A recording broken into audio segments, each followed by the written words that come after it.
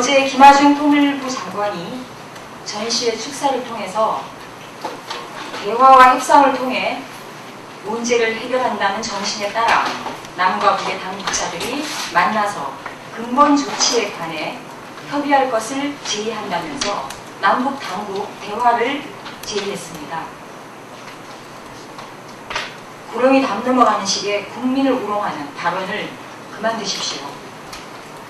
지긋지긋합니다. 마주 대하여 이야기를 주고받고 서로 의논하는 것을 대화와 협상이라고 국어사전에서 밝히고 있습니다. 일단 만나야 대화가 되고 협상이 되는 것 아닙니까? 대화 협상의 마당문을 열기도 전에 북핵 해결 안 되면 개성공단 확대 어렵다 호한 당사자가 바로 김하중 통일부 장관입니다. 문 앞에서 칼 들고 문 열라고 하면 누가 문 엽니까? 더 꼭꼭 걸어 닫는 것이 정상 아닙니까? 대화할 마음이 있는 겁니까? 북한의 단계적 조치를 의도적으로 유도하고 있는 것 아닙니까? 지난 26일 국회에 김하중 통일부 장관이 와서는 개성공단 폐쇄 가능성에 대해서 언급한 바 있습니다. 12월 1일 북한의 조치가 1차라고 했기 때문에 폐쇄까지 갈 수도 있다고 직접 얘기를 했습니다. 충분히 예상하고 있고 그렇게 될 줄 알면서도 조치를 취하고 있지 않는 것입니다. 오늘 개성관광이 마지막입니다. 남북 철도도 중단됩니다. 남북을 오가던 경의선 철도가 오늘이 마지막인데 민족의 끊어진 허리를 이어가던 한 가닥 혈맹마저 더 이상 흐를 수 없게 됐는데 도대체 무슨 생각을 하고 계십니까? 머릿속에 정말 들어가고 싶습니다. 이명박 정부가 민족 앞에 대죄를 짓고 있습니다. 서울시 교육청의 제1회 현대사 특강이 어저께 강행됐습니다. 서울시 교육청의 고등학생의 건전한 가치관 및 올바른 역사관 국가 간 확립 차원의 현대사 특강의 의도가 드러났습니다. 어제 성덕 여자정보고등학교에서 북한민주화포럼 상임대표 이동복 씨가 제1회 강연에 연사로 나섰습니다.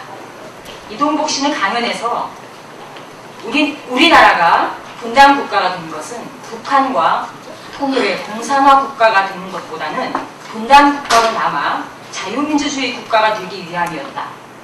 만약 그렇지 않다면 여러분들은 북한의 어린아이가 되었을 것이다. 38선이 그어짐으로 해서 우리나라가 공산화되지 않은 것을 여러분은 감사해야 한다고 얘기했습니다.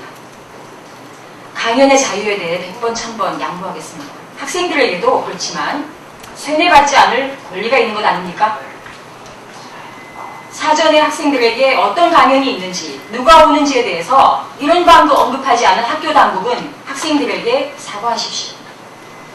공정택 서울시 교육감은 더 이상 학생들에게 세뇌교육 방식으로 반북 대결 의식을 고취하지 마십시오.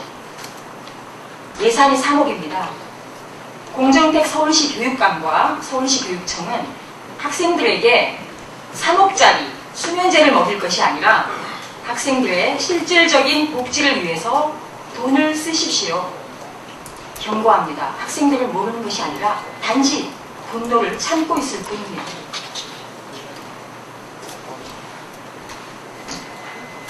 마지막으로 대학 등록금 동결과 관련해서 오늘 오전 한 라디오 인터뷰를 통해서 전국에서 대학 등록금이 가장 싸다고 하는 상지대 총장께서 인터뷰하신 것에 대해서 저희 민주노동당의 정책과 연동해서 말씀드리겠습니다.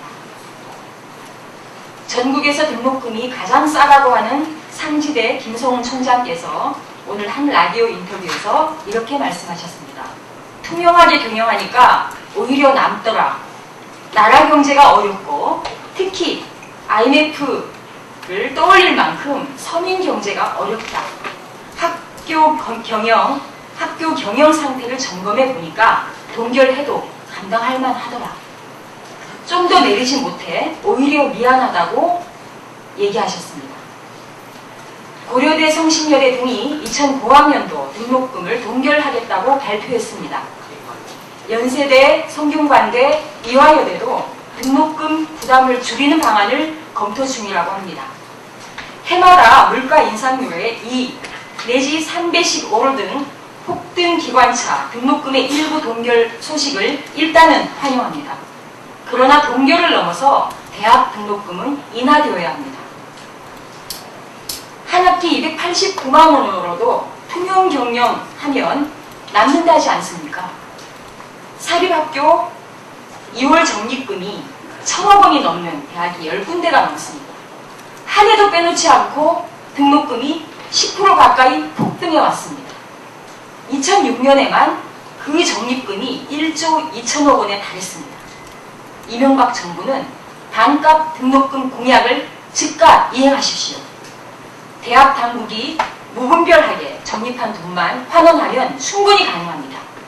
이번 정기국회에서 민주노동당이 마련한 차상위 계층 면제를 포함한 등록금 상한제, 무분별한 대학 적립금을 규제하는 사립학교법, 소득 연계형 후불제를 위한 한국장학재단 설립을 위한 법안을 반드시 통과시킬 것입니다.